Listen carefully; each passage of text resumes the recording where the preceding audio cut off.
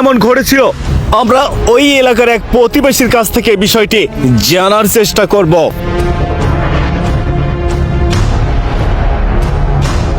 আসলে ওই দিন আমি বাসায় ছিলাম না, বাসায় এসে আসার পরবর্তীতে বিষয়টা শুনলাম। আসলে ওই মুরব্বীটা এমন ছিল যে যেখানে তার ছেলের 5 টাকা দরকার সেখানে 100 টাকা দিত, লাই দিয়ে দিয়ে একদম মাথায় তুলে রেখেছে, যার ফলে তার ছেলেটি একদম অবস্থায় হয়ে যায়। তার এক পর্যায়ে তার ছেলেটি বায়না ধরে এসে বাইক কিনবে, কিন্তু তার বাবা দুর্ঘটনার ভয়ে সেই ছেলেকে কোনো বাইক কিনে দেয় না, কারণ তার বয়সটা একদমই ছোট, কিশোর বয়স। বন্ধুরা লক্ষ্য করেছেন কি জানি না, ফুটেজের 48 সেকেন্ড সময়ে ওই পিতা আর কি তার সন্তানকে টাকা দিচ্ছে। মূলত এই টাকাটা কিসের? আরে ওটা তো বাইকের টাকা না, তার সন্তান গত 2 মাস যাবৎ বাইকের জন্য টাকা চাচ্ছিল, বাইক কিনবে সে, কিন্তু তার পিতা ভুলায়া ভালায়া তাকে 100 টাকা 200 টাকা দিয়ে বোঝাচ্ছিল, বাবা তোর বাইক এখনো কেনার বয়স হয়নি, তুই আপাতত এটা রাখ, তুই মজা কর, যা ইচ্ছা হয় সেটা কেন, তোর সময় হোক, তার পরবর্তী তোকে বাইক কিনে দিব।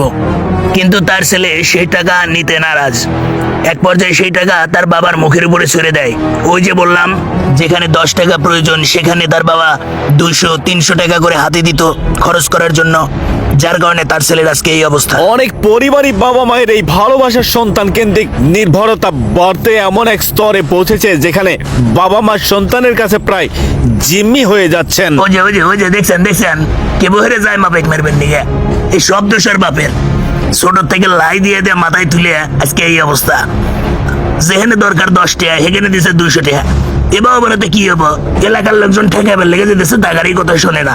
শুধু জন্ম দিলেই তো আর পিতা মাতা হওয়া যায় না, পিতা মাতা হইতে গেলে অনেক গুণ থাকা দরকার, সঠিকভাবে দায়িত্ব পালন করা দরকার, তা তো করে নাই।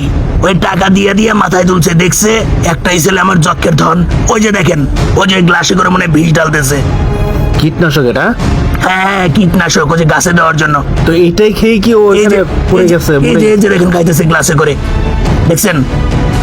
হাই হাই রে। বেশিরভাগ বাবা মা স্বীকার করেন না, কিন্তু বিপুল সংখ্যক বাবা মায়ের গোপন প্রিয় সন্তান থাকে। ওই সন্তানকে তারা অন্য ভাই বোনদের চেয়ে একটু বেশি আদর করেন। এর নেতিবাচক প্রভাব সারা জীবন বয়ে বেড়াতে হতে পারে ওই সন্তানদের। শরীরে হাত তুলতে দ্বিধাবোধ করে না। ওই যে দেখছেন খায়া ডুলে পড়ে গেছে। আমার কি মনে হয় এই জায়গায় সম্পূর্ণ দোষ আর বাপের, সম্পূর্ণ দোষ আর মায়ের, সম্পূর্ণ দোষ আর 14 গোষ্ঠীর।